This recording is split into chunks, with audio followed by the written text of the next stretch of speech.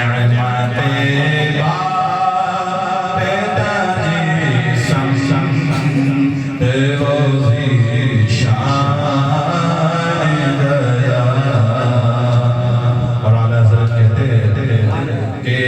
اللہ نے ہمیں جو جسم دیا ہے یہ اللہ کی ملکیت ہے، لیکن اس پر اختیار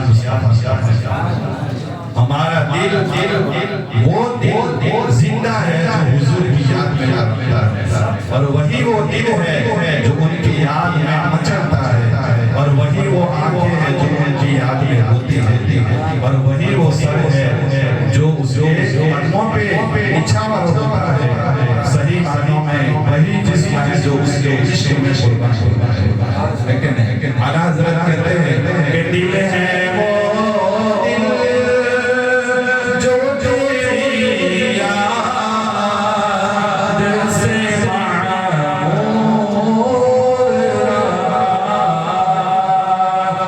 مصطفیٰ کی یاد ہی ہمیں قبر و حشر میں شامل ہے۔ ہمیں کسی اور کی یاد دنیا میں بھی کام نہیں آتی ہے اور آخرت میں بھی کام نہیں آئی، جس کے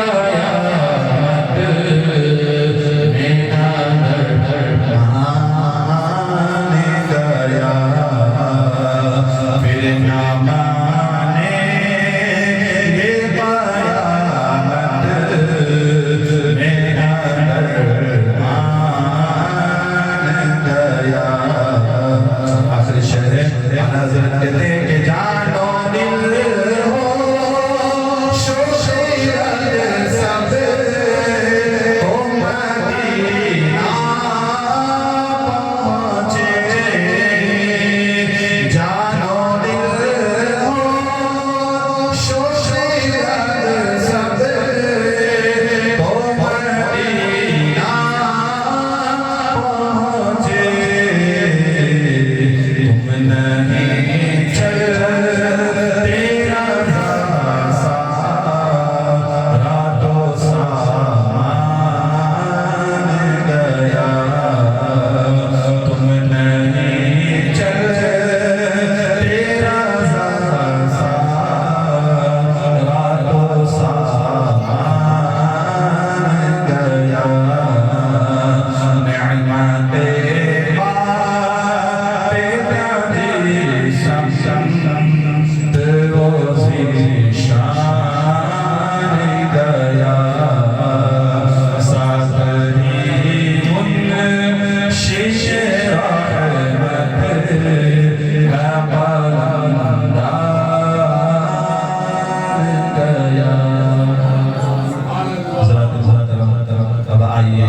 نعمت رسول صلی اللہ علیہ وسلم کے لیے آواز ہماری قاضی مسجد کے خطیب و امام حضرت اللہ مولانا رفیق صاحب کی کہ وہ آئے اور اپنی مدور انداز آواز میں ہم سامعین کے قلوب کو منور مجلہ فرمائے ان کے آنے سے پہلے میں اتنا کہوں گا کہ سرور کہوں کہ مالک و مولا کہوں تجھے سرور کہوں کہ مالک و مولا کہوں تجھے باغ خلیل کا گل زیبا کہوں تجھے سرور کہوں کہ مالک و مولا کہوں تجھے باغ خلیل کا گل زیبا کہوں تجھے اور رضا نے ختم سکن اس پہ کر دیا رضا نے ختم سکن اس پہ کر دیا خالق کا بندہ خلق کا آقا کہوں تجھے خالق کا بندہ خلق کا آقا کہوں تجھے اب آپ کے سامنے حضرت مولانا رفیق صاحب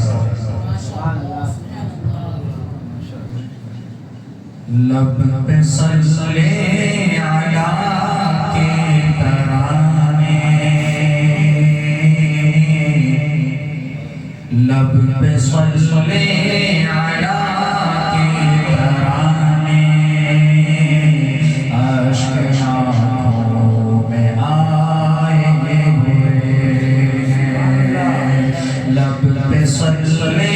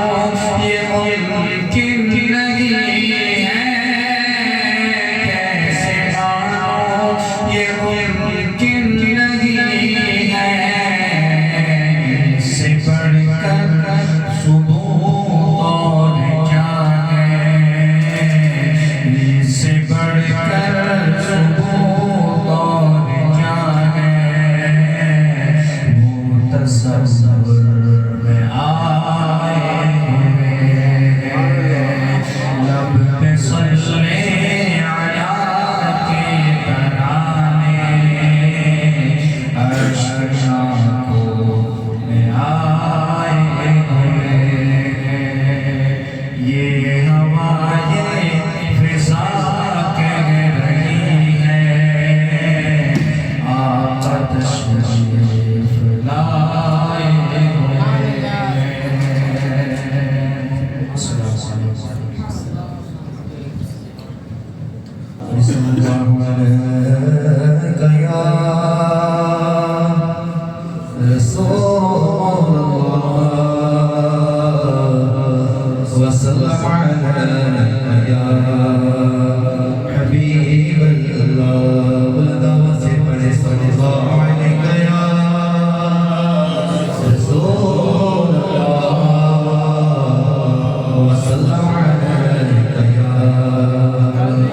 حبیب اللہ.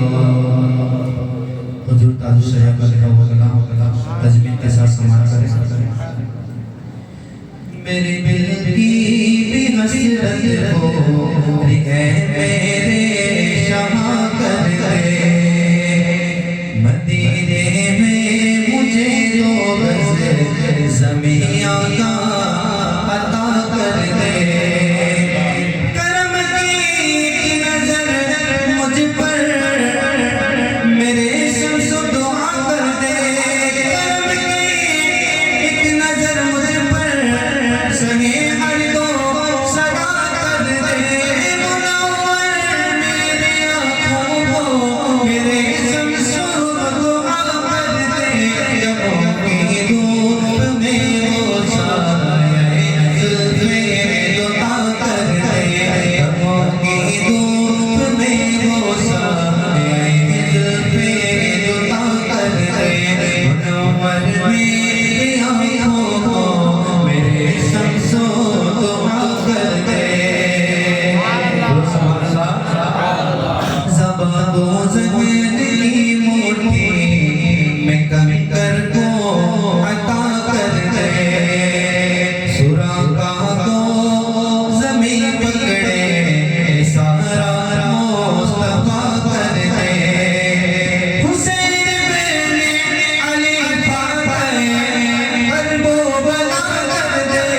حسین بن علی کو فاتح قلب و بلا کر دے. جمادانی عطا کر دے. بھری جنت عطا کر دے. نبی مختار گل میں جسے جو چاہے عطا کر دے. نبی مختار گل میں جسے جو چاہے عطا کر دے. منور میرے آنکھوں کو میرے شمس دعا کر دے. اور علی کے واسطے سنبا میں سورج کو بلا کر دے. جناب غوث کو وہ تاج تارے عالیہ کر دے. حکومت ہند کی خواجہ کے ہاتھوں میں عطا کر دے.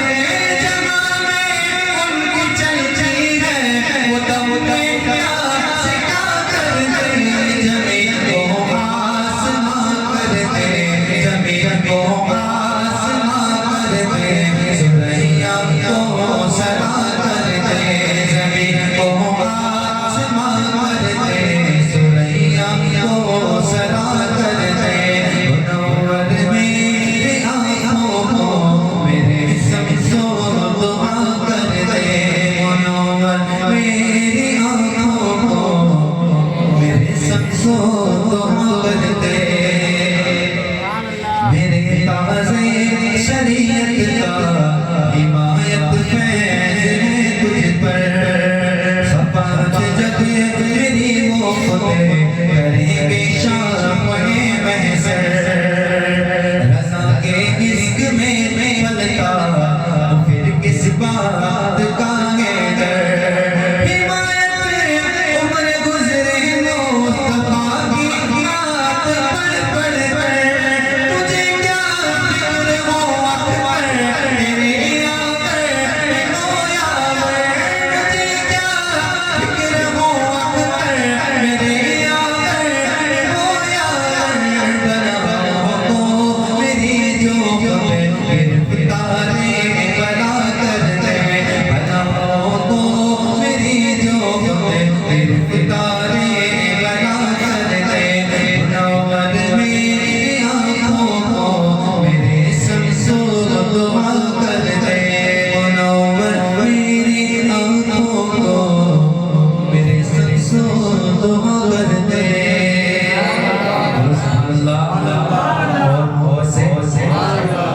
آئیے من کبن نورانی بابا سماعت کرم سرکار نورانی. کرم سرکار نورانی. کرم سرکار نورانی. کرم سرکار نورانی. کرم سرکار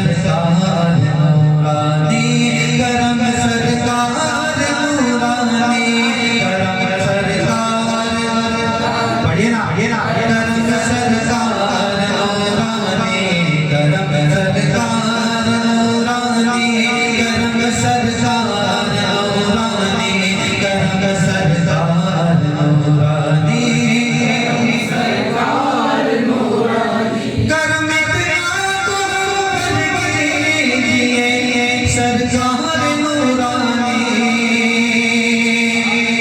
کرم اتنا تو پر کیجئے سرکار نورانی میری تقدیر چمکا دیجئے سرکار نورانی میری تقدیر چمکا دیجئے سرکار نورانی کرم سرکار نورانی کرم سرکار نورانی بولو سبحان اللہ اور محبت سے بولے زمانہ بھیج پاتا ہے تیرے در سے یا نورانی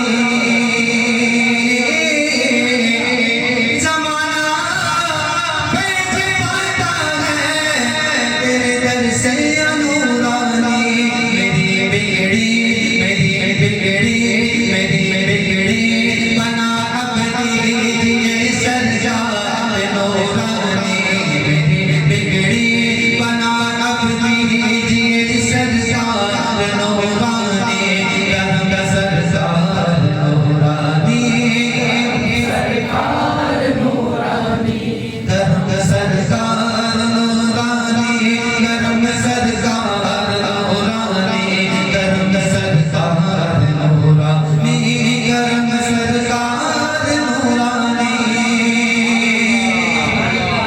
خدا کو تم پیارے ہو رسول اللہ کے جانے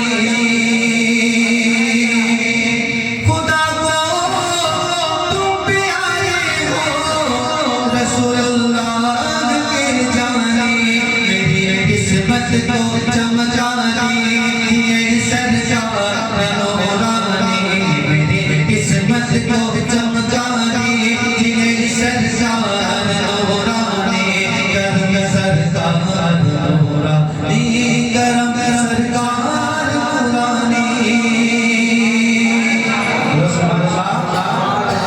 جناب حضرت یوسف کے چہرے کو تم دیکھو جناب حضرت یوسف کے چہرے کو تم دیکھو کہ پائی جاتی ہے ان میں کہ پائی جاتی ہے ان میں جھلک سرکار نورانی کہ پائی جاتی ہے ان میں جھلک سرکار نورانی کرم سرکار نورانی کرم سرکار نورانی کرم سرکار نورانی کرم سرکار نورانی کرم سرکار نورانی کرم سرکار نورانی کرم سرکار نورانی کرم سرکار نورانی کرم پڑھیے نا نورانی کرم سرکار نعرہ تحریر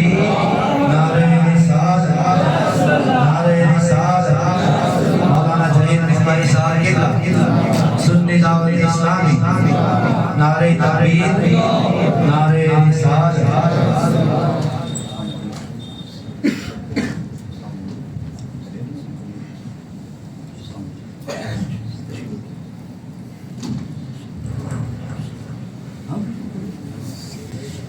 کرم سرکار نورانی کرم سرکار نورانی کرم سرکار نورانی کرم سرکار نورانی بولو سبحان اللہ اور محبت سے جناب حضرت یوسف کے چہرے کو تم دیکھو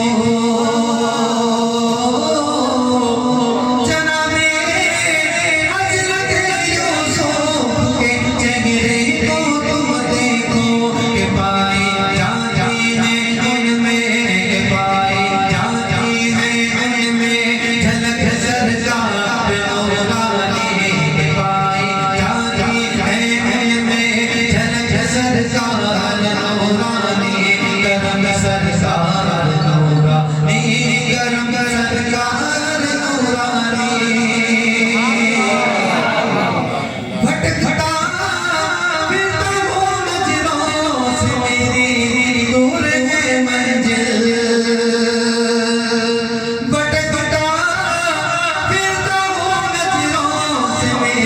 دور ہے منزل مجھے منزل پہ پہنچا دیجئے سرکار نورانی مجھے منزل پہ پہنچا دیجئے سرکار نورانی کرم سرکار نورانی کرم سرکار نورانی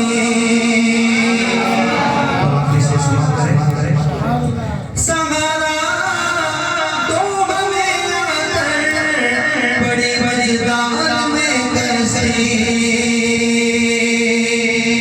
سہارا تو ہمیں آ کر بڑی مجدار میں کرسی کنارے سے لگا کر دیجئے سرکار نورانی کنارے سے لگا کر دیجئے سرکار نورانی کرم سرکار نورانی کرم سرکار نورانی کرم سرکار نورانی کرم سرکار نورانی کرم سرکار نورانی کرم سرکار نورانی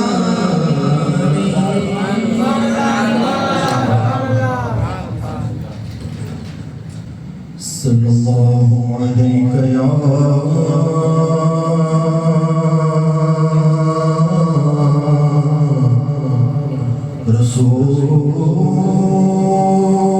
رسول اللہ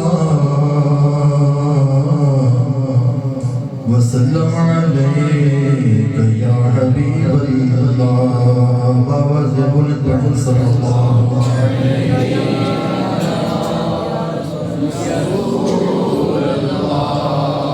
وسلم علیک یا حبیب اللہ جینے کی طرف دیکھ نہ مرنے کی طرف دیکھ جینے کی طرف دیکھ نہ مرنے کی طرف دیکھ جب چوٹ لگے دل کو تو مدینے کی طرف دیکھ جب چوٹ لگے دل کو تو مدینے کی طرف دیکھ کیا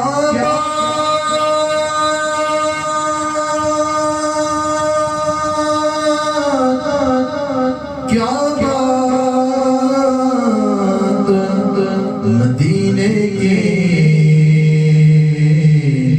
ساری دنیا کھاتی ہے خیرات مدینے کی پڑھے صلی اللہ علیہ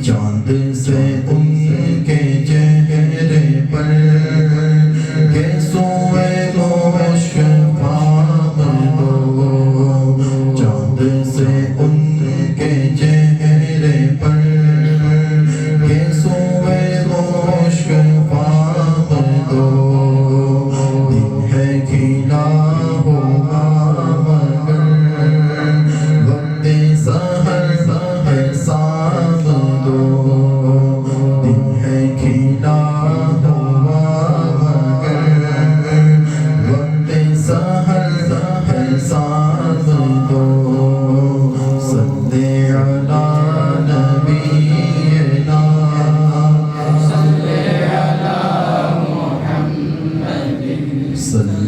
على شفيعنا صل على محمد خیر سے دل خدا بولائے دونوں حرم ہمیں دکھائے خیر سے دل خدا بولائے دونوں حرم ہمیں دکھائے زمزم و بیر فاطمہ کے پیئیں گے چل کے جام دو زمزم و بیر فاطمہ کے پیئیں گے چل کے جام دو صلی علی نبینا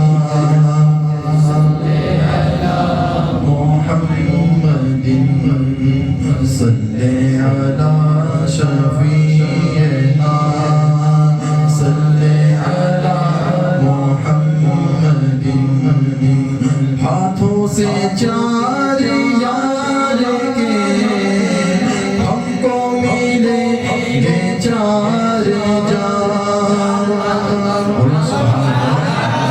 صرف سننے کو جام ملے گا تفسیر کو نہیں ملے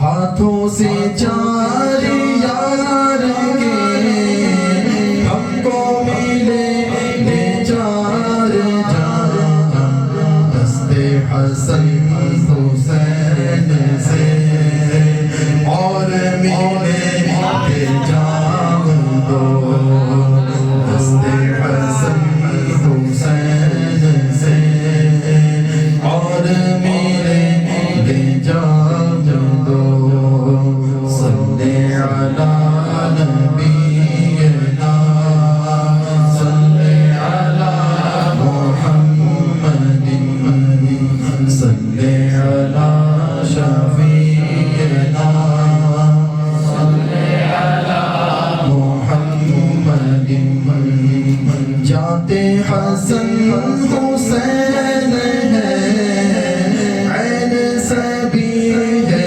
مصطفیٰ جاتے حسن حسین ہے عین سبی ہے مصطفیٰ جاتے ہیں ایک نبی کی ذات ہے یہ اسی کے نام دو جاتے ہیں ایک نبی کی ذات ہے یہ اسی کے نام دو صلی علی نبینا صلی علی محمد صلی علی شفیعنا صلی علی محمد ان کی زبین ناز پر زلف سیاہ بکھر گئی ان کی زبین ناز پر زلف سیاہ بکھر گئی جامے جامے ان کی زبین ناز پر زلف سیاہ بکھر گئی جمع ہے ایک وقت میں جتنے صبح و شام دو جمع ہے ایک وقت میں جتنے صبح و شام دو صلی علی نبینا صلی علی محمد صلی علی صفینا صلی علی محمد اب تو مدینے کو بلائے گنبد سبز کو دکھائے اب تو مدینے کو بلائے گنبد سبز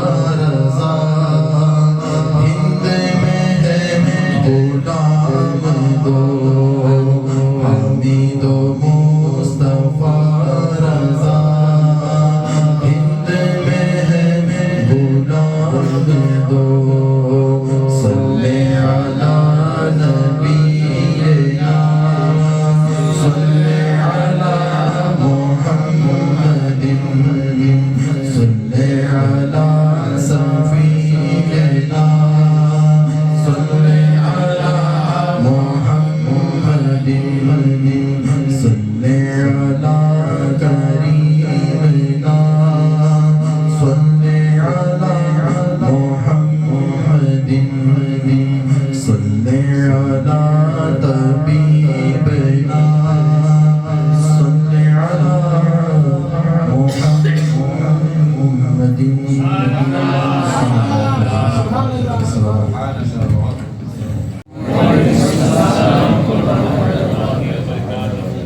الحمد لله رب العالمين والصلاة والسلام على سيد الأنبياء والمرسلين وعلى آله وأصحابه أجمعين أما بعد فأعوذ بالله من الشيطان الرجيم بسم الله الرحمن الرحيم وكلا نقص عليك من أنباء الرسل ما نثبت به فؤادك صدق الله العلي العظيم وصدق رسوله النبي الأمي المختار الكريم الرؤوف الرحيم لائق سب تکریم معزز و مکرم علماء کرام حفاظ اعظام ائمہ مساجد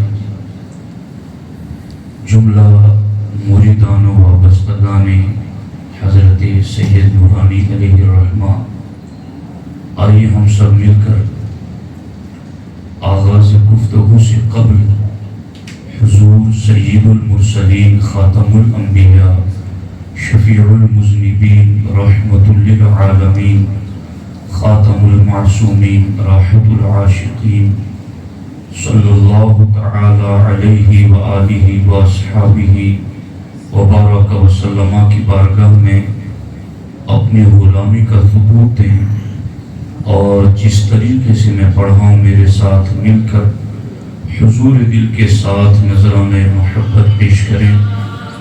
الصلاۃ والسلام علیک یا رسول اللہ، الصلاۃ والسلام علیک یا حبیب اللہ، الصلاۃ والسلام علیک یا نبی اللہ،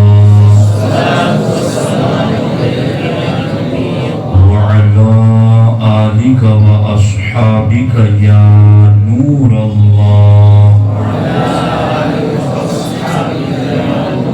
صلی اللہ تعالی علیہ وسلم۔ لحد میں عشق رخ شہر کا داغ لے کے چلے، لحد میں عشق رخ شہر کا داغ لے کے چلے، اندھیری رات سنی تھی چراغ لے کے چلے۔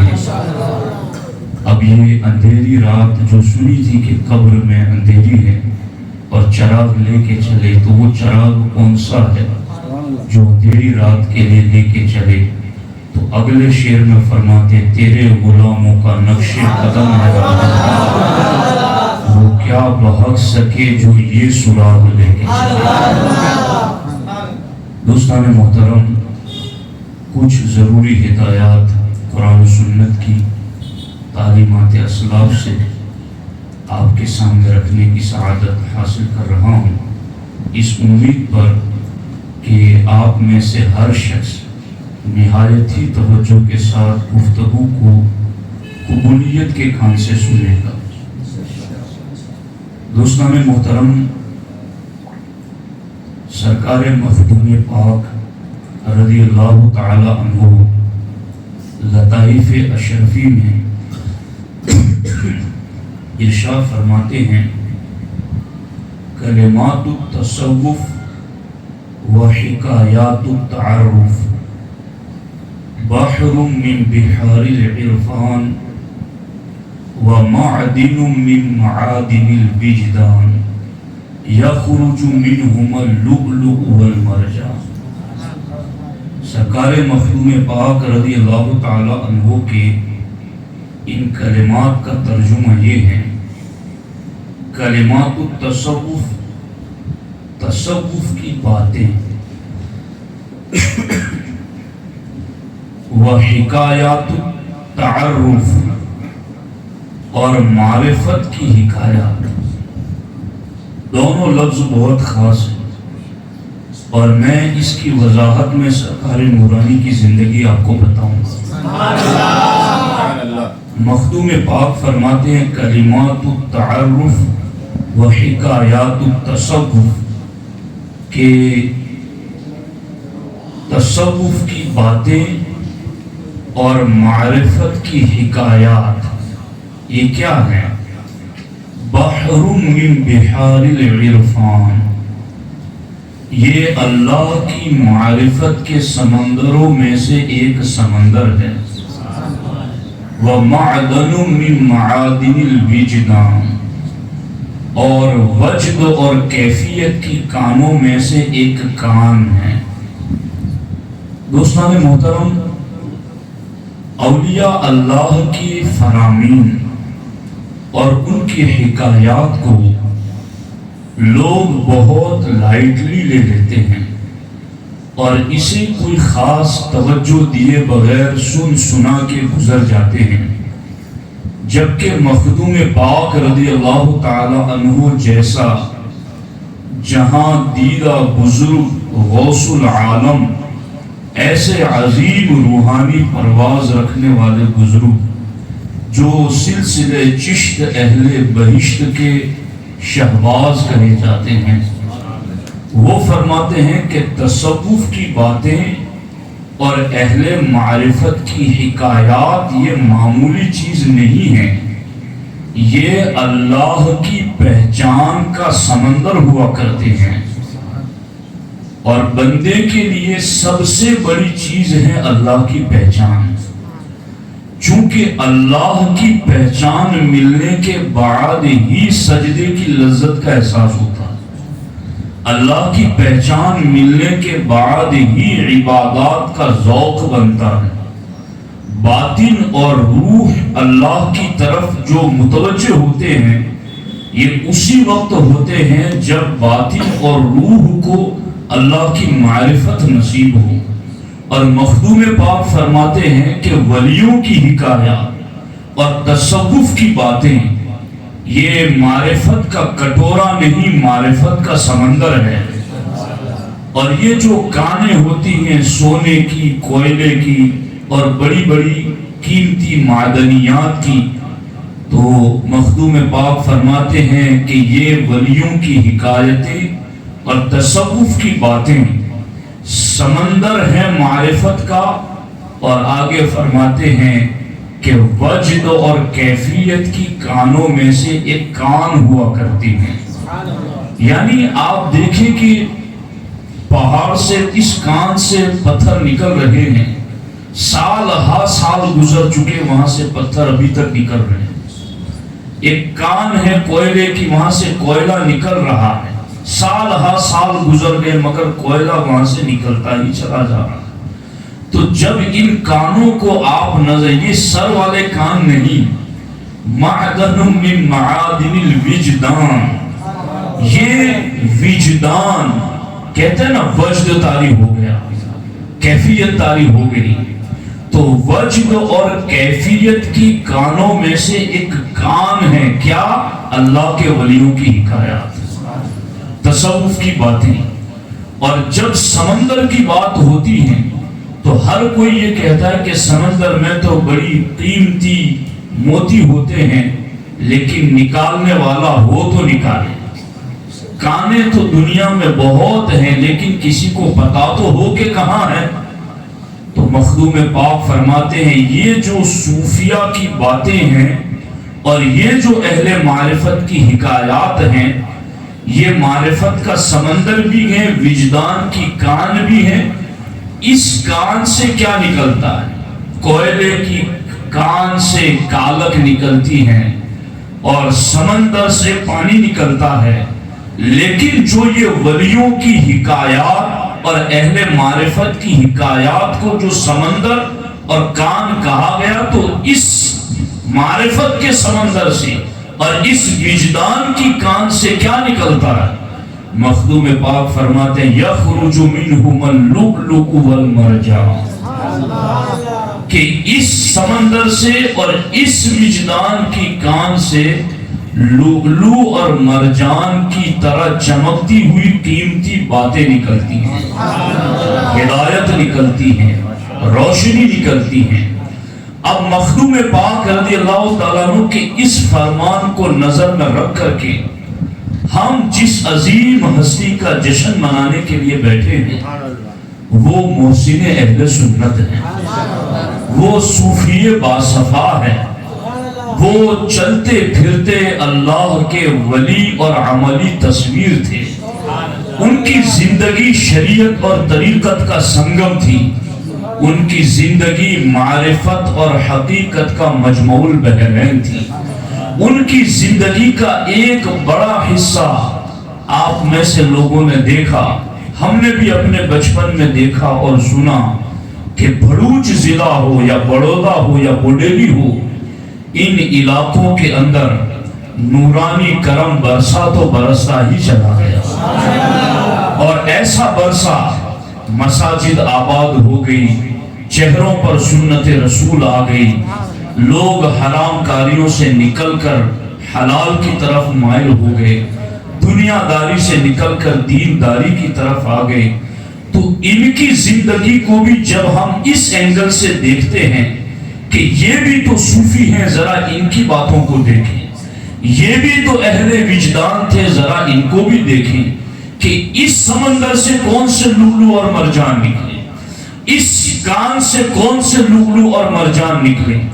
اس اینگل سے جب ان کی زندگی کو ہم پڑھتے ہیں تو آج کے دور میں عوام بھی ان کی زندگی پر عمل کر سکتی ہے، اور خواص علماء ائمہ اصحاب طریقت بھی ان کی زندگی پر عمل کر سکتے ہیں۔ بلکہ میں یہ سمجھتا ہوں کہ اہل گجرات کو ایسے صوفی بزرگ علماء کی زندگی کو اپنا آئیڈیل بنانا چاہیے۔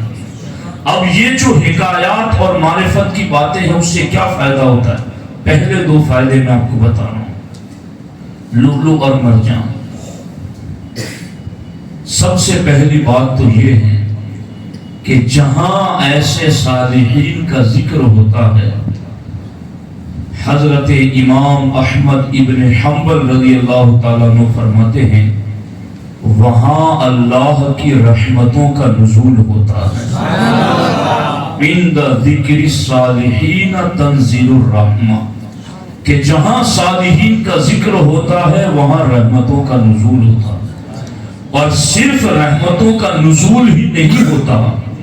جامع صغیر کی حدیث پاک ہے، اللہ کے رسول علیہ السلام ارشاد فرماتے ہیں ذکر الانبیاء من العبادہ وذکر الصالحین کفارہ، انبیاء کا ذکر کرنا یہ عبادت ہے، اور صالحین کا ذکر کرنا گناہوں کا کفارہ ہے۔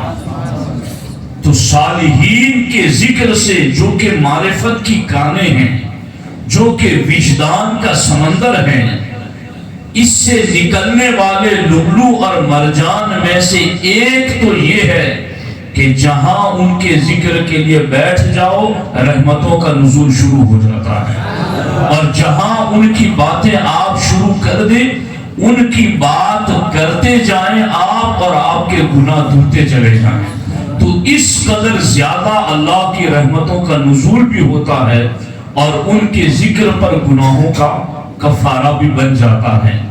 اب اس سلسلے کے اندر دوسرا ایک بڑا موضوع سمجھ آ گیا ہے، اور دوسری ایک خاص خصوصیت صالحین کے ذکر سے ہمیں یہ نصیب ہوتی ہے کہ عام عوام کو قرآن اور شریعت کی دقیق اور گہری باتیں پتہ نہیں تھی، بلکہ عام طور پر شرعی مسائل پر بھی واقفیت نہیں ہوتی۔ وہ قرآن کب پڑھیں، سمجھیں کب، شریعت سیکھیں کب، کیسے اس پر عمل کریں، تو ایسے بزرگوں کے دین منانے سے ایک بڑا فائدہ یہ ہوتا ہے کہ ان کی سیرت، ان کی زندگی پڑھ کر سنائی جاتی ہیں تو یہ اللہ کے وہ مقبول بندے ہوتے ہیں جو اپنی زندگی قرآن و سنت کے سانچے میں گزار چکے ہیں۔ جب ان کی زندگی پڑھ کر سنائی جاتی ہیں تو راہ بھٹکے ہوئوں کو بھی راہ مستقیم کا پتہ مل جاتا ہے، اور ان کے لیے پتہ چلتا ہے کہ ہمیں چلنا کہاں ہے، تیز کہاں چلنا ہے، بیٹھنا کہاں ہے، عبادت کرنی ہے، کیسے کرنی ہے۔ یہ سب کچھ کتابوں کے پڑھنے کا جنہیں موقع نہیں ملتا، انہیں بزرگوں کی سیرت مختصر سن کر کے پوری زندگی گزارنے کا سلیقہ مل جاتا ہے۔ تو یہ ہے معرفت کی کام، اور یہ ہے وجدان کا سمندر، اور اس سے نکلنے والے لؤلؤ اور مرجان یوں ہوا کرتے ہیں۔ اب دیکھو یہاں پر میں دو باتیں حدیث کی روشنی میں اور بھی آپ کو سناؤں، پھر حضرت سیدنا سید نورانی میاں علیہ رحمہ کی زندگی کے کچھ واقعات آپ کو سناؤں۔ دوستان محترم، ہم میں سے کئی لوگوں نے ان کے ساتھ سفر کیا ہوگا، گھروں میں دعوتیں کھائی ہوگی، ان کے ساتھ پروگراموں میں شرکت کی ہوگی، ان کا جلسوں میں جانا آنا دیکھا ہوگا۔ ہر کوئی یہ چاہتا ہے کہ کاش ہمیں ان کی صحبت اور زیادہ ملتی، ہمیں ان کی سنگت اور زیادہ ملتی، اور ہم آج بھی بنفس نفیس وہ موجود ہوتے اور ان کی محفل میں بیٹھتے۔ آج میں آپ کو ایک ایسا نسخہ بتا رہا ہوں، اگر اس نسخے پر آپ نے عمل کر لیا تو آج بھی آپ کو ان کی محفل میں بیٹھنے کا فیض نصیب ہو جائے گا، ان کے ساتھ سنگت اور معیت کا شرف مل جائے گا۔ وہ کیسے؟ حضرت امام محمد بن اسماعیل بخاری علیہ الرحمہ، امام بخاری جنہیں کہتے ہیں امیر المومنین فی الحدیث ہے، ان کے ایک شاگرد ہے محمد بن ابی حاتم علیہ الرحمہ۔ امام بخاری انہیں حدیثیں لکھواتے ہیں، بولتے ہیں، وہ املا کرتے ہیں۔ اب ایک ہی کام میں بندہ لگا رہے تو ممکن ہے کہ کرتے کرتے اس کی طبیعت اکتا جائے، ملول خاطر ہو جائے، اور اسے بے چینی محسوس ہو کہ مجھے یہ کام چھوڑ کے کچھ اور بھی کرنا چاہیے۔ حضرت امام بخاری علیہ الرحمہ نے محمد بن ابی حاتم کو جب وہ لکھنے کے لیے مائل کیا اور انہیں جب وہ لکھوانے کی بات کی تو اتنا زمانہ گزرا کہ لکھتے لکھتے جب انہیں بے چینی کا احساس ہوا تو امام بخاری بھی احساس کر گئے کہ یہ کچھ بے چین ہو رہے ہیں۔ تو امام بخاری نے ایک بڑا تاریخ ساز جملہ کہا اور کہا، طب نفسا، اے میرے شاگرد خوش رہا کر، اے میرے شاگرد خوش رہا کر، فَإِنَّ أَهْلَ الْمَلَاهِ فِي مَلَاهِهِمْ، اس لیے کہ تو جو حدیث پاک لکھ رہا ہے، رات دن تیرا یہ کام ہے کہ قال رسول اللہ صلی اللہ علیہ وسلم، فعل رسول اللہ صلی اللہ علیہ وسلم، تو جو تو لکھ رہا ہے رات دن کہ حضور نے یہ کہا، حضور نے یہ کیا، حضور کے صحابہ نے یہ کیا، حضور کے صحابہ نے یہ کہا، تو اے میرے شاگرد اس سے ملول خاطر نہ ہونا، بے قرار بے چین نہ ہونا، طب نفسا، اپنے آپ کو خوش رکھا کر۔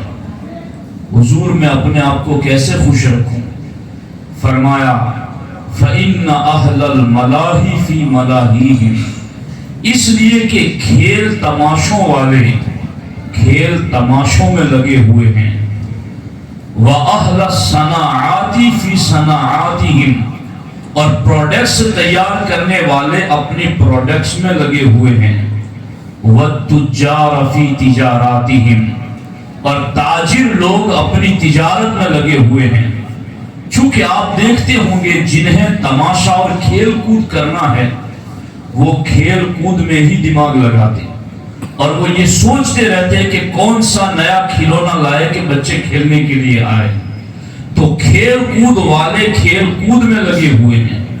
پروڈکٹس تیار کرنے والے نیا لیبل کیسے لگائے, کاغذ کور خوبصورت کیسے بنائیں, اپنی پروڈکٹس میں عمدگی کیسے لائے.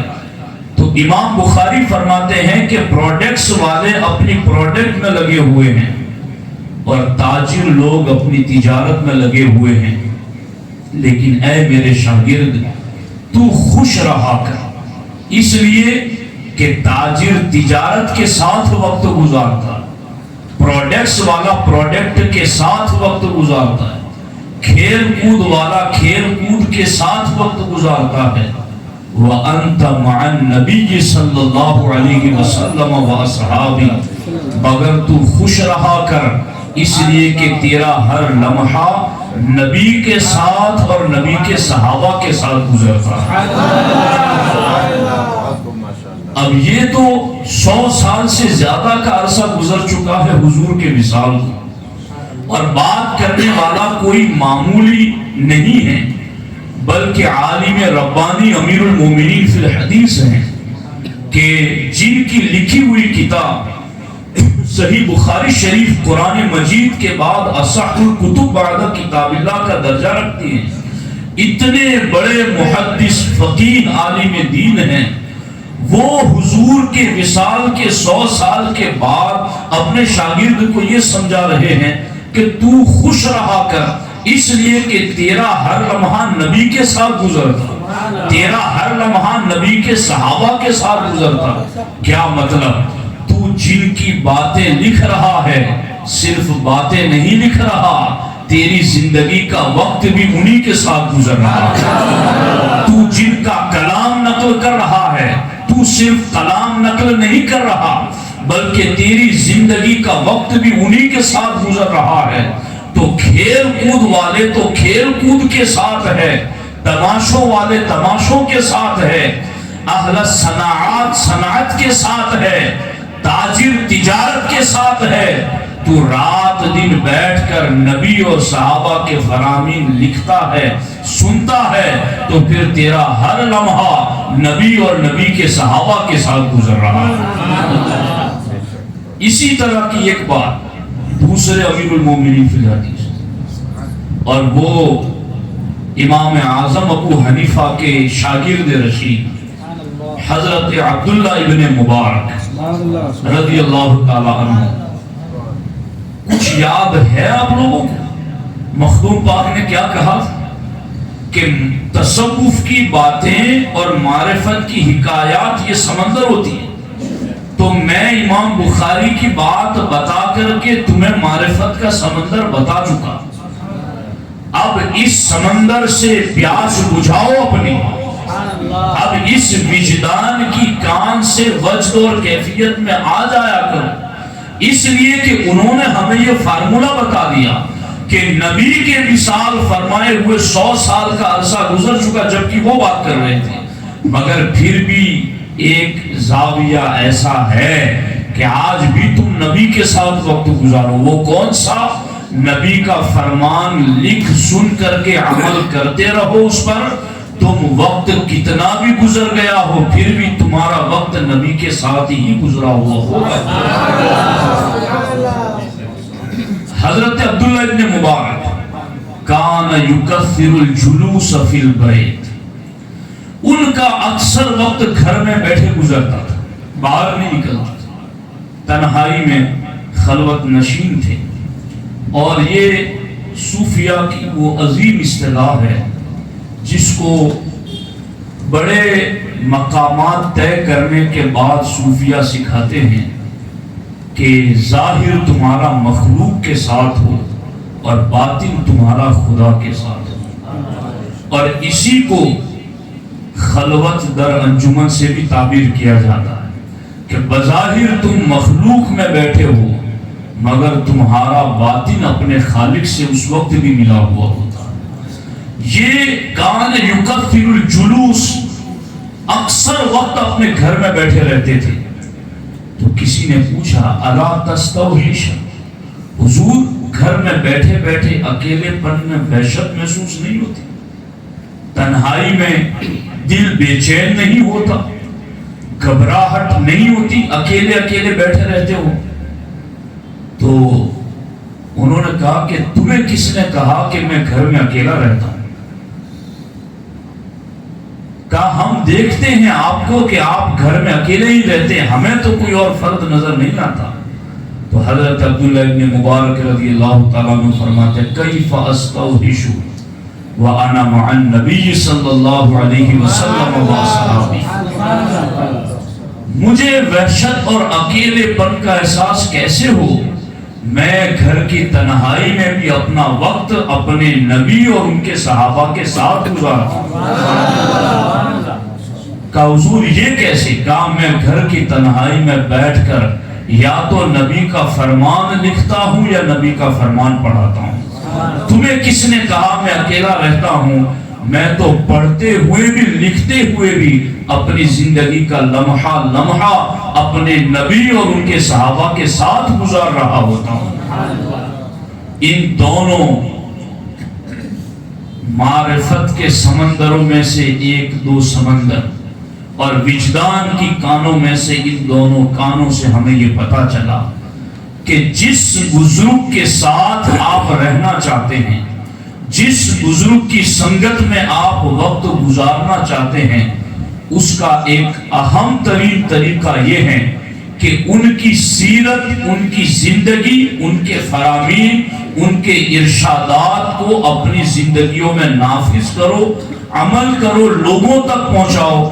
اگر تم ان کے ارشادات پر عمل کرتے ہوئے لوگوں کو پہنچاؤ گے تو پھر یقین رکھو امیر المومنین فی الحدیث امام بخاری کے فرمان کی روشنی میں اور امیر المومنین فی الحدیث عبداللہ ابن مبارک کے فرمان کی روشنی میں اگر تم ان کے فرامین پر عمل کر کے عام کر رہے ہو تو تمہارا وقت اسی بزرگ کے ساتھ آج بھی گزر رہا ہے۔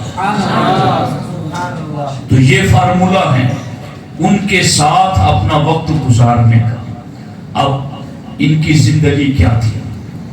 اللہ اکبر۔ 1928 میں پیر طریقت سید حیدر علی علیہ الرحمہ کے در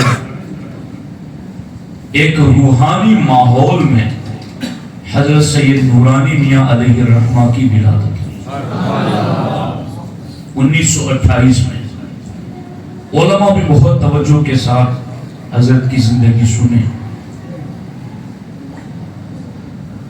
اس کے بعد بھلوچ میں مختلف جگہوں پر مختلف گاؤں اور علاقوں میں مجھے جانے کا موقع ملتا رہتا ہے، تو میں نے کئی جگہوں پر حضرت سید نورانی میاں علیہ الرحمہ کی خدمات کا تذکرہ بار بار سنا،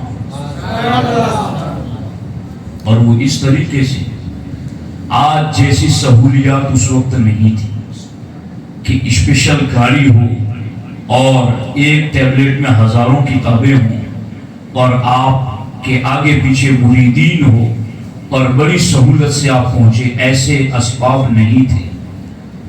حضرت سید نورانی میاں علیہ الرحمہ کی زندگی یوں گزری کہ آپ کے بکسے میں کتابیں بھری ہوا کرتی تھی، اور بالخصوص باطل عقیدوں والوں کی کفریہ عبارتوں والی کتابیں ہوتی تھی۔ آپ ان کتابوں کو ساتھ میں لے کر اپنے مریدین کے علاقوں میں جاتے تھے، اور وہاں جا کر کے آپ نے انہیں دین سمجھایا، انہیں کتابیں کھول کھول کر بتایا، انہیں نصیحتیں کی، انہیں اخلاق، کردار اور سیرت کو درست کرنے کی طرف مائل کیا، یہاں تک کہ بھلوچ ضلع میں، بڑودہ ضلع میں، ادھر بوڑیلی طرف جن جن علاقوں کے اندر حضرت محسن اہل سنت کا جانا جہاں جہاں ہوا، ہم نے وہاں وہاں دیکھا کہ وہاں سنیت کی آج بھی بہاریں ہمیں نظر آتی ہیں۔ پورے کے پورے گاؤں آج بھی سنی ہیں، اور آج بھی کئی مقامات پر آپ کو مسجدوں کے نام نورانی مسجد نظر آئیں گے۔ یہ حضرت کی خدمات اور حضرت کے ایک طویل جد و جہد کا نتیجہ ہے۔ میں یہ بتاؤں گا تو آپ کو بڑا تعجب ہوگا کہ حضرت سید نورانی میاں علیہ الرحمہ ہجری سن 1972 میں پہلی مرتبہ برطانیہ کا دورہ کرتے ہیں. تقریباً 44 سال کی آپ کی عمر تھی جب ہندوستان کے کئی مسلمان وہاں آباد ہوئے. انہوں نے حضرت کو دعوت و تبلیغ کے ارادے سے وہاں مدعو کیا. آپ جانتے ہیں اس بات کو، یہ باضابطہ کتابوں میں لکھی ہوئی بات ہے اور بالکل ثقہ راویوں کے ساتھ کہ حضرت وہاں بھی گئے تھے تو چند کپڑے تھے آپ کے پاس، اور اس وقت بھی آپ کے بڑے بیگ میں کتابیں تھی، اور حضور محدث اعظم ہند علیہ الرحمہ اور حضور شیخ الاسلام علامہ مدنی میاں، ان دونوں بزرگوں کے بیانات کی کیسٹیں تھیں. ان دونوں بزرگوں کے بیانات کی کیسٹیں اور کتابیں بیگ میں بھر کے پہلی بار برطانیہ جا رہے ہیں، مگر یہ سامان لے کے جا رہے ہیں. آپ غور کیجیے کہ ان کا دینی مزاج کتنا راسخ رہا ہوگا اور سنیت کا درد ان کے قلوب اذہان میں کتنا زیادہ رہا ہوگا. باقی آدمی ایسے ملک میں جائے، اپنا ساز و سامان لے کے جائے، اپنے کپڑے لے کے جائے، اپنی چیزیں لے کر جائے، مگر وہاں گئے کیسٹیں لے کر، اور وہاں گئے تو کتابیں لے کر. یہ جتنے بھی مریدین یہاں بیٹھے ہیں، کیا یہ کام آپ نہیں کر سکتے؟ یہ کام آپ بھی کر سکتے. میں نے اسی لیے شروع میں کہا تھا کہ محسن اہل سنت سید نورانی میاں علیہ الرحمہ کی سیرت اور کردار علماء اور عوام دونوں کے لیے یکساں قابل عمل ہیں. دونوں ان کی سیرت کو اپنا سکتے ہیں. اور جب وہاں کیسٹیں لے کر گئے تو پھر آگے کیا کیا؟ جہاں بھی آپ کی مجلسیں لگتی تھی وہاں سرکار محدث اعظم ہند کی تقریر سناتے تھے اور حضور شیخ الاسلام کی تقریر لوگوں کو سناتے تھے. اور یوں اس طریقے سے حضرت ان دونوں بزرگوں کے بیانات سنا کر کے ایسا عظیم ماحول پیدا کیا کہ جو بدعقیدگی کی زہریلی ہوا میں بدعقیدوں کی مسجدوں میں نماز پڑھنے جاتے تھے، حضرت سید نورانی میاں علیہ الرحمہ نے ان دونوں بزرگوں کی کیسٹوں سے بیانات سنا کر کے انہیں عقیدے میں اتنا مضبوط کیا کہ نہ صرف وہ سنی مسجد میں نماز پڑھنے والے بنے بلکہ وہ سنی مسجد تعمیر کرنے والے بنے. یہ حضرت کا وہ کارنامہ ہے جو آپ مریدین آج بھی کر سکتے ہیں. کسی عالم دین کو، آپ کے امام کو کتاب کی ضرورت ہے، سرکار نورانی کے عرس کے موقع پر تفسیر لا کر کے اپنے امام کو گفٹ میں پیش کی تھی کہ ہمارے پیر کا یہ طریقہ تھا، ہم بھی آپ کو کتابیں پیش کریں گے. آپ کو علم پھیلانے کے لیے اور کیا چیز کی ضرورت ہے؟ مجھے ڈیسک چاہیے، مجھے یہ چیز چاہیے، آپ اس پر عمل کر دیں، پھر دیکھیں کہ علم کی بہاریں کیسے پیدا ہوتی ہیں. تو سب سے پہلے اس طریقے سے آپ نے کام کیا. اور سنو، سو نہیں گئے وہاں جا کر، اور انگلینڈ کی سرد ہواؤں میں آپ بدل نہیں گئے، بلکہ وہاں جا کر کے بھی ان کے حالات اور سیرت یہ بتاتی ہیں کہ 72 میں آپ تشریف لے گئے اور کیسٹیں سنا کر، کتابیں پڑھا کر دینی ماحول پیدا کرتے رہے، لوگوں کو عقائد سکھاتے رہے. یہاں تک کہ رضا مسجد میں مولانا حنیف رضوی علیہ الرحمہ، جن کا مکہ المکرمہ میں انتقال ہوا اور وہیں مدفون ہوئے، اور میں نے سنا یہ سرکار مفتی اعظم ہند کے خلیفہ تھے اور بریلی شریف پڑے ہوئے تھے پڑوسی ملک کے.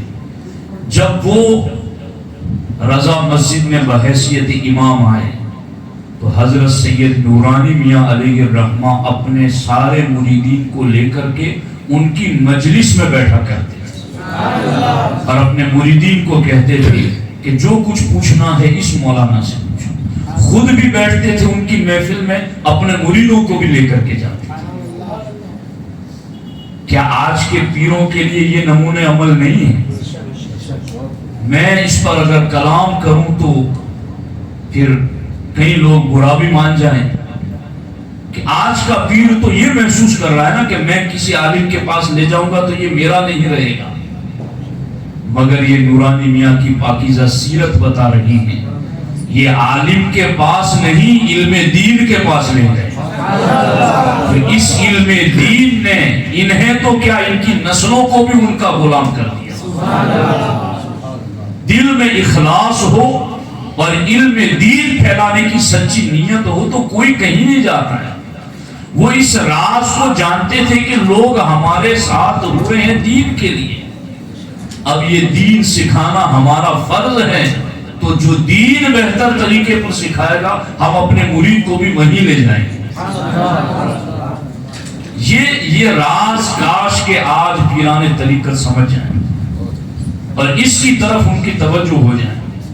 اور حضرت سید نورانی میاں علیہ الرحمہ نے 72 میں گئے اور کام اتنا کیا کہ حضور شیخ الاسلام کے بیانات سنا کر کے لوگوں کو عقائد میں پختہ کیا.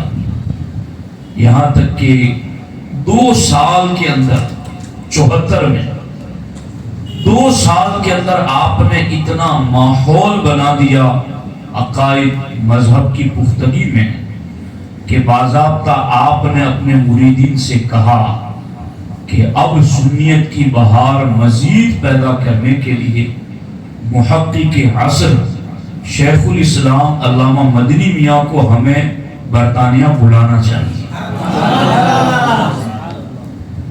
یہ جان کر آپ کو خوشی بھی ہوگی کہ حضور شیخ الاسلام کا پہلا دورہ کرانے والی شخصیت سید نورانی میاں کی,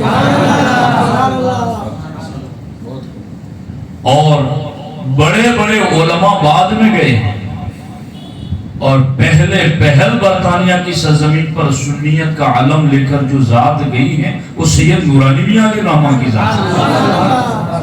علماء کے لیے گراؤنڈ وہاں حضرت نے تیار کیا, ان کے لیے اسباب وہاں حضرت نے فراہم کی, اور پھر 74 کے اندر حضور شیخ الاسلام کا پہلا دورہ کرایا. اور یہ تو 74 کی بات ہے.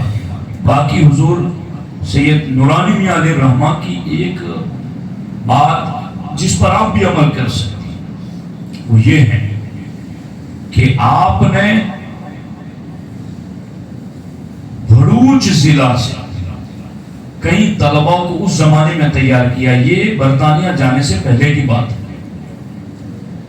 بھروچ ضلع کے کئی طلباء کو, یعنی اس پر سوچو آپ کی یہ اس وقت کی بات ہے جب روناہی دارالعلوم میں علامہ قمر الزمان اعظمی بحیثیت مدرس تھے. علامہ قمر الزمان اعظمی اس وقت روناہی دارالعلوم کے اندر پڑھاتے تھے, مدرس تھے. اس وقت ضلع بھروچ سے کئی طلباء کو اپنے ساتھ لے کر نورانی میاں علیہ الرحمہ روناہی شریف گئے اور علامہ قمر الزمان اعظمی کے مدرسے میں داخل کر کے انہیں عالم دین بنانے کی جد و جہد آپ نے فرمایا. اور پھر وہ طلباء عالم دین بن کر کے نکلے اور انہوں نے گجرات بھر میں دین و سنیت کا کام کیا. طلباء کو لے کر جانا اور اتنے دور جانا, سفارشیں کرنا, یہ ایک پیر کر رہا ہے, یہ ایک سید کر رہا ہے. چونکہ یہ ایک ایسا پیر ہے اور یہ ایک ایسا سید ہے جسے اپنی پیر پرستی منظور نہیں, جسے اپنی سیادت کے زوم میں آ کر جیب گرم کرنا مقصود نہیں, بلکہ ان کی سیادت اور ان کی پیری دونوں کا مقصد تھا کہ نبی کے علم دین کو عام کر دیا جائے, اشاعت علم کیا جائے, حضور کے دین کو مضبوط کیا جائے. جہاں آپ تھیلے میں کتابیں لے کر گاؤں جاتے تھے اور لوگوں میں دعوت و تبلیغ کرتے تھے. ایک طرف تو آپ نے یہ کام خود جا کر کیا اور دوسری طرف آپ نے بچوں کو پڑھنے کے لیے اس زمانے میں یو پی رکھا. یعنی ہم لوگ جب یو پی گئے تھے 2003 میں تب ایسا سمجھا جا رہا تھا کہ بھائی یہ لوگ گجرات جل رہا ہے وہ 2003 کے حالات اور یہ لوگ وہاں جا رہے ہیں. اور اس وقت بھی حالات اتنے سخت تھے یو پی کے کہ کھانے پینے کے مسائل, رہن سہن کے مسائل, لائٹیں نہیں ہوتی تھی. تو پھر اب آپ سمجھو کہ حضرت نورانی میاں علیہ الرحمہ جس وقت بچوں کو پڑھنے کے لیے اشرفیہ نہیں رونا ہی لے کر گئے ہوں گے تو پھر وہاں کیسا منظر رہا ہوگا, کیا حالات رہے ہوں گے, اور بچوں کو کیسے انہوں نے سہارا دیا ہوگا اور کیسے گائیڈ کی ہوگی کہ وہ بچے پھر عالم دین تک وہاں پڑھتے رہے. یہ معمولی باتیں نہیں ہوتی ہیں, یہ ان کی خدمات ہے. اور اس کے بعد جب حضور شیخ الاسلام کا دورہ ہوا, بعد میں پھر مفکر اسلام علامہ قمرالزمان اعظمی صاحب بھی وہاں تشریف لے گئے اور پھر ان کے بعد علماء کی ایک لمبی جماعت وہاں دین و سنیت اور دعوت و تبلیغ کے لیے نکلی. تو ان سب کا سپورٹ اور ساتھ حضرت سید نورانی میاں علیہ الرحمہ دیتے رہے اور آپ کام کرتے رہے. آپ نے خود بھی کام کیا, کام کرنے والوں کے لیے مواقع بھی فراہم کی. آپ جو چاہیں ان کی سیرت کا ایک ایک پہلو پکڑ لیں, کام کریں یا کام کرنے والوں کے لیے مواقع فراہم کریں. کم از کم ہماری مسجد کے متولیان تو وسیع ظرف رکھے اور ہمارے علماء کو گنجائش دے کہ آپ یہاں دعوت و تبلیغ کا کام کریں. ان کے لیے ہر مسجد میں کم از کم ایک لائبریری ہونی چاہیے, چھوٹی موٹی ہی صحیح, اپنی وسعت بھر ہی صحیح, مگر وہ لائبریری ہوگی, وہاں کتابیں ہوں گی, تب تو کتاب پڑھ کر کے آپ کو علم پہنچایا جائے گا. سید نورانی میاں علیہ الرحمہ کی پوری زندگی ہمیں ایک چیز پر خاص فوکس نظر آتا ہے, علم دین کا پھیلاؤ, اور دوسرا آپ کا جو خاص عمل تھا. اور مجھے آج پڑھ کر کے یہ بڑی یکسانیت اور ان کے فیض سے ہمیں کچھ ان کا قرب جیسا مل رہا کہ حضرت سید نورانی میاں علیہ الرحمہ کو خصوص اثر میں یہ خاندان بلگرام شریف کے خاندان سے تعلق رکھتا ہے. یہ بلگرام کے سادات میں سے حضرت سید نورانی میاں علیہ الرحمہ کا خاندان, اور بلگرام شریف کے سادات اور یہ سید نورانی میاں علیہ الرحمہ ان کی زندگی میں بھی پڑھا اور لوگوں سے سنا بھی ہم نے کہ یہ بہت سخی تھی, علماء کو نوازا کرتے تھے اور باضابطہ غریب مریدوں کے گھر جایا کرتے تھے. آپ کی زندگی کا یہ پہلو دیکھا گیا کہ رکشہ میں جانا ہو تو رکشہ میں, بس میں جانا ہو تو بس میں, مگر اپنے غریب مریدین کی خبر گیری کے لیے ان کے گھر جاتے تھے. ایسا نہیں کہ کسی سے پوچھ کر کے خبر لینی کہ کون کیسا, ان کے گھر جایا کرتے تھے. بلکہ ایک وقت آپ پر کچھ فالج کا بھی اثر آیا, اس وقت بھی آپ اپنے ایک مرید کے یہاں شادی میں شریک ہوئے. لوگوں نے کہا کہ حضرت آپ تکلیف میں ہیں, آپ زحمت نہ اٹھاتے, فون پر آپ مبارکباد دے دیتے تو بھی چل جاتا. کہا میں اپنے مرید کا دل خوش رکھنے کے لیے آیا. چٹائی پر بیٹھ جانا اور غریب کے گھر جانا, یہ وہ صفتیں تھی نا کہ جو رنگ ڈھنگ ایک پیر کا ہونا چاہیے, ایک سیادت کی خصلتیں جو ہونی چاہیے, وہ حضرت سید نورانی میاں علیہ الرحمہ کی زندگی میں بدرجہ اتم ہم نے پڑھی اور آپ سب نے دیکھی اپنی آنکھوں سے. آپ ان کی زندگی کے اندر کرامات کا ایک لمبا باب ہے. آپ کے وصال کے بعد ایک عرصہ گزرا اور قبر کا تعویذ بنانے کے لیے جب قبر کی سائڈ سے کھودا جا رہا تھا تو کچھ حصہ کھل گیا. لوگوں نے دیکھا کہ قبر مبارک کے اندر آپ کا کفن بھی میلا نہیں ہوا.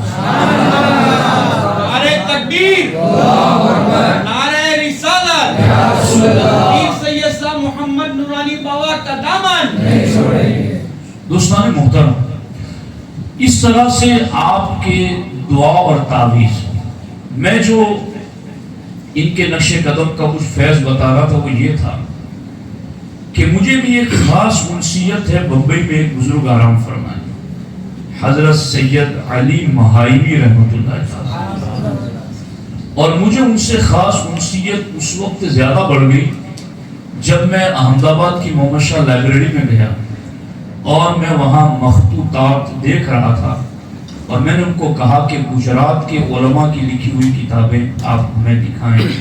تو جب میں ان کتابوں کو دیکھ رہا تھا تو ان کتابوں میں تقریباً 8 یا 9 جلدوں پر عربی زبان میں قرآن پاک کی تفسیر تھی، وہ حضرت فقیہ مخدوم علی مہائمی رحمۃ اللہ تعالی کی لکھی۔ وہ اتنے بڑے عالم دین تھے، آج بھی ان کے روزے پر فقیہ لکھا ہوا ہے۔ تو حضور سید نورانی میاں علیہ الرحمہ کو جو خصوصی لطائف اور خصوصی عنایات بوسیلہ مراقبہ اور روحانیت جو میسر آئی ہیں وہ مخدوم علاء الدین علی مہائمی رحمۃ اللہ علیہ کی بارگاہ سے۔ میں بھی اللہ کے فضل سے وہاں بہت شوق سے حاضری دیا کرتا ہوں اور لمبے لمبے وقت کے لیے بیٹھتا ہوں، اور وہ بہت بافیض آستان ہے۔ فقیہ ہمارے مطلب جو بزرگ آرام فرما ہے مزاروں میں، وہ کتنے بڑے عالم ہوا کرتے تھے، آج بھی ان کے روزے پر فقیہ لکھا ہوا ہے۔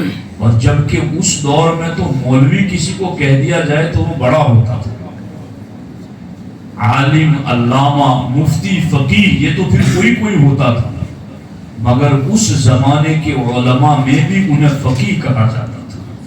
حضرت سید نورانی میاں علیہ الرحمہ کو خصوصی فیض اس بارگاہ سے بھی عنایت ہوا تھا۔ آپ کے دعا اور تعویذات کے اثرات اور اتنے تیز تر ہوا کرتے تھے کہ پیٹ میں بچہ ہے اور کہا گیا کہ یہ دونوں کی جان کو خطرہ ہے، آپ نے ان کے لیے دعا کر دی، پانی پر دم کر کے پلا دیا، وہ ماں بھی بچ گئی اور بچی بھی سلامت رہی۔ پیر سے قرب کا ایک طریقہ ہے تصور شیخ، مگر اب یہ تعلیم میں کسے کہ یہ ایسا تو ہے نہیں کہ یہ آپ مسجد میں آئے تو یہ پہلا ہی زناؤں کے قدم رکھ دیں اور چلے جائیں، اس سے پہلے کئی درجے ہیں نا، اس کے بعد آپ تصور شیخ کریں۔ کئی تصور شیخ کرنے والوں نے جو حضرت سرکار نورانی علیہ الرحمہ کا تصور کر کے اللہ کی بارگاہ میں جو مانگا رب نے وہ عطا فرما دیا۔ تو تصور شیخ یہ اپنے شیخ سے قرب کا یہ ایک اہم ترین ذریعہ ہوتا ہے۔ میرے دوستو بات بڑھے گی تو کافی لمبی ہو جائے گی، میں اپنی پوری گفتگو کا نچوڑ اور خلاصہ آپ کے سامنے یوں رکھ رہا ہوں کہ مخدوم پاک رضی اللہ تعالیٰ عنہ نے لطائف اشرفی میں لکھا کہ تصوف کی باتیں اور معرفت والوں کی حکایتیں معمولی نہیں، یہ معرفت کا سمندر اور وجدان کی کانیں ہوا کرتی ہیں۔ اب وہ معرفت کا سمندر اور وجدان کی کان کیا ہے؟ امام بخاری نے اور عبداللہ ابن مبارک دونوں نے کہا کہ تم جس بزرگ کے ساتھ رہنا چاہتے ہو اس بزرگ کے فرمان پڑھو، اس بزرگ کی سیرت پڑھو، اور اس بزرگ کے فرمان پڑھ کر کے خود عمل کر کے اسے عام کرو گے تو تمہیں اسی بزرگ کے ساتھ رہنے کا شرف اور فیض مل جائے گا۔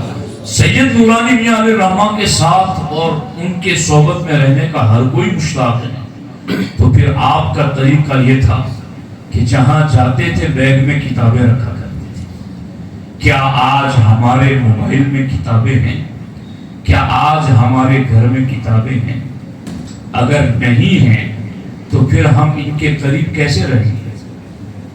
ان کے قریب رہنے کا طریقہ ہی یہی ہے کہ ان کا جو طریقہ ہے اسے اپنایا جائے۔ گھروں میں کئی جگہوں کو ایسی جانتا ہوں جہاں کتابیں فری دی جاتی ہیں تو وہ لے جا کر قبرستان میں رکھ دیتے ہیں۔ کیا مردے پڑھیں گے؟ کم از کم اپنے گھر میں چھوٹی سی جگہ علم دین کے لیے بھی تو رکھیے کہ تیسری چوتھی پیڑھی والی اولاد کو یہ تو پتا چلے کہ میرے باپ دادا کس عقیدے پر تھے، ان کا مزاج کیا تھا، وہ پڑھتے کیا تھے، وہ سنتے کیا تھے۔ یہ ہے سید نورانی میاں علیہ الرحمہ کا مشن۔ آپ ایسا نہیں کہ پیر تھے تو اب میں کسی عالم کو بلاؤں گا تو میری پیری مریدی کا کیا ہوگا، نہیں۔ برطانیہ جیسے اس امیر ترین ملک میں جا کر کے بھی حضور شیخ الاسلام کو بلا کر دین کی خدمت کروائی۔ یہ سوچ نہیں تھی آپ کی کہ میں کسی اور پیر کو بلاؤں گا، کسی اور سید کو بلاؤں گا تو میرا کیا ہوگا، ایسا نہیں میں نے سوچا۔ کیا اس میں ایک امام محسن صاحب آپ یقین کریں ایک بات ایسی ہے کہ جن باتوں کے اوپر مطلب عمل کیا جائے تو بہارے ہی بہارے، یہ جھگڑے ہی ان باتوں کے ہیں کہ تو فلاں کا مرید ہے میں فلاں کا مرید، میرا پیر اس علاقے میں نہیں، تیرا پیر اس علاقے میں۔ علم دین اور اشاعت علم دین کی فکر کسے ہے؟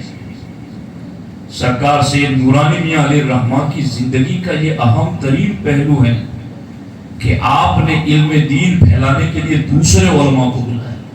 آپ کی سیادت، آپ کے پیر اور آپ کی بزرگی سے جو لوگ متاثر ہوئے انہیں لے کر کے علماء کی صحبت میں جایا کرتے تھے، یہاں بیٹھو ان سے دین سیکھو، اور یوں اس طریقے سے لوگوں کو دین کی طرف مائل کرتے تھے۔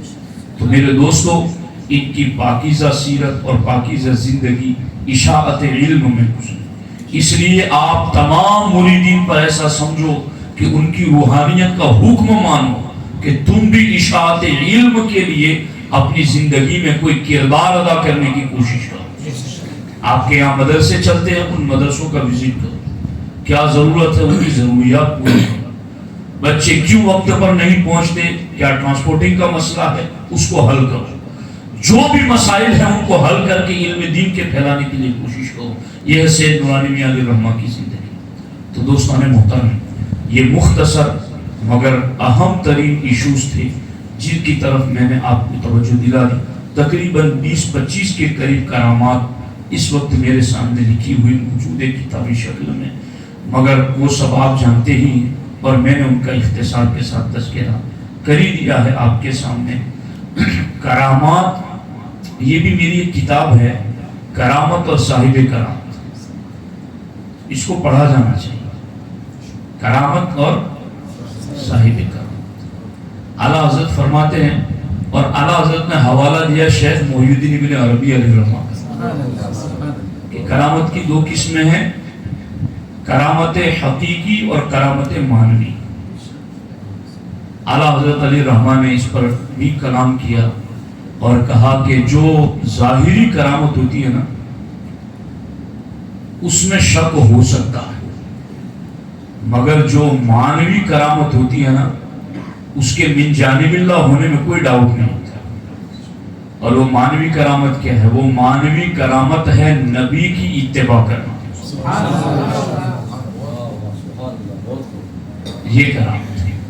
اور یہ جو ظاہری کرامت ہے اس کا مدار اسی معنوی کرامت پر ہے کہ یہ معنوی کرامت ہوگی تو پھر یہ کرامت ملے گی، باقی وہ معنوی کرامت نیچے والی نہیں ہے تو اوپر والی چیز کرامت ہی نہیں ہے۔ بارہ شریعت میں بھی لکھا ہے اور درجنوں کتابوں کے حوالے میں نے اس میں دیے، امام اعظم ابو حنیفہ سے لے کر دوسرے ائمہ کی کتابوں سے، کہ جو چونکہ کرامت کہتے ہیں خلاف عادت بات ہے۔ کرامت کسے کہتے ہیں؟ میں اور آپ ہوا میں نہیں اڑ سکتے بغیر کسی ذریعے، اگر کوئی اڑتا ہے تو یہ خلاف عادت بات ہے، ٹھیک ہے، اس کو کرامت کہتے ہیں۔ قرآن میں ولی کے لیے جو لفظ ہے نا، الا ان اولیاء اللہ لا خوف علیہم ولا هم یحزنون، تو ولی کی وہاں تعریف کیا کی؟ الذین آمنوا وکانوا یتقون، کہ یہ ولی وہ ہے جو ایمان بھی کامل رکھے، تقوی بھی کامل رکھے۔ اب لوگوں میں جہالت کے اثرات اتنے زیادہ ہیں کہ دین پر عمل نہ بھی ہو مگر کوئی کرشمہ دیکھا تو پھر وہ وہاں جھک گئے، بڑے پہنچے ہوئے ہیں اور بڑا ان کا معاملہ تو ایسا ہے ویسا ہے۔ شریعت پر عمل کو نہیں دیکھتے. اس کا نقصان کیا بتائے؟ میں بہت سیریس ہو کر بہت گہرائی سے یہ بات بول رہا ہوں. کوئی لطف اٹھانا ہے، کسی پر کرٹیسائز کرنا میرے دل کے کسی گوشے میں نہیں ہے، مگر اس کا نقصان کتنا بڑا ہے کہ قوم کی یہ جو سوچ بن گئی ہے کہ خلاف عادت یا کوئی کرشمہ دیکھو تو اس کو کرامت مان لو، اس کا عمل نہ دیکھو کہ وہ نماز پڑھتا ہے کہ نہیں پڑھتا، وہ عورتوں سے بے حیا ہو کر ملتا ہے کہ نہیں ملتا، وہ مصافحہ کرتا عورتوں سے کہ نہیں کرتا. ایسا کچھ نہیں، بس خلاف عادت بات دیکھی، کوئی کرشمہ دیکھا تو اس کو ولی مان لیا. اس کا نتیجہ کیا ہوگا معلوم ہے؟ شریعت پر عمل دیکھے بغیر کرشمے دیکھ کر کرامت مان لینے والے مسلمان کیا کریں گے اس وقت جب دجال کرشمے دکھائے؟ کیا دجال کرشمے نہیں دکھائے؟ صاف صحیح حدیثوں میں آیا دجال حکم دے گا آسمان کو تو بادل سے پانی برسے، زمین کو حکم دے گا زمین سبزے اگائے، جو سامنے آئے گا اس کو نہیں مانے گا اس کی گردن توڑ دے گا اور ٹوٹی ہوئی کو جوڑ کر جلا دے گا. یہ سارے کام وہ کرے گا. تو جن لوگوں نے آج یہ سوچ بنا لی ہے کہ بیک گراؤنڈ میں دین اور دین پر عمل ہمیں نہیں دیکھنا، ہمیں تو صرف کرشمہ دیکھنا ہے، کیا ایسے لوگ دجال کو دیکھ کر اپنا ایمان بچا سکیں گے؟ بولیے نا، ایمان سے بولیے. وہ تو پھر یہی سمجھیں گے کہ ہم تو کرشموں کو دیکھ کر اسے ولی ماننے کے عادی ہیں، ہم نے تو شریعت کو دیکھا ہی نہیں، ہم نے تو شریعت پر عمل کو دیکھا ہی نہیں ہے. ایسے لوگ دجال کے فتنوں سے بچ نہ سکیں گے، دجال کے فتنوں میں پڑ جائیں گے. لیکن جو قرآن کے مطابق، قرآن کی تعریف کے مطابق ولی کو ولی مانتا ہوگا وہ کرشمے بعد میں دیکھے گا، پہلے ایمان اور تقوی دیکھے گا. سید نورانی میاں علیہ الرحمہ کوئی ایسے ولی اور صوفی نہیں تھے کہ جن کا شریعت پر عمل نہ ہو، بلکہ وہ صاحب کرامت اللہ کے ولی گزرے ہیں جن کا رات دن شریعت پر عمل کرتے ہوئے نظر آتا ہے. اور یہ جو مولانا محسن صاحب آپ کی خصوصی توجہ سے یہ بات میں عرض کروں، یہ ایک ابھی بابا آیا تھا باگیشور نام کا، وہ آج بھی لوگ یوٹیوب پر دیکھتے ہیں، وہ پرچیاں لکھ کے رکھ دیتا ہے پہلے سے، اور پھر اب وہ جو بھی کرتا ہے مگر کرشمہ اور کرتب تو ہے، لوگوں کو نظر آ رہا ہے. تو کیا کہیں گے یہاں پر جنہوں نے بنیاد میں ایمان اور تقوی نہیں رکھا، صرف کرتب اور کرشموں پر نظر رکھی ہے، وہ تو پھر ایسے شخص کو بھی بڑا پہنچا ہوا مان لیں گے. یہ نتیجہ ہے قرآن کو چھوڑنے کا. یہ ہے قرآن کی صورت میں الذین آمنوا وکانوا یتقون پر عمل نہ کرنے اور اس کو نظر میں نہ رکھنے کا نتیجہ. ہم اس عظیم بزرگ اور اس عظیم صوفی باصفا کے ماننے والے ہیں، جہاں ان کی کرامتیں تھی وہیں پر ان کی زندگی میں شریعت پر ظاہر باطن میں عمل بھی نظر آتا تھا. اس لیے سونا جنگل رات اندھیری چھائی بدلی کالی ہے، سونے والوں جاگتے رہی چوروں کی رکھوالی ہے. آنکھ سے کاجل صاف چرا لے یا وہ چور بلا کے ہیں، تیری گٹھڑی تاکی ہے اور تو نے نیند نکالی ہے. ایسے لوگ گلی گلی آج گھوم رہے ہیں.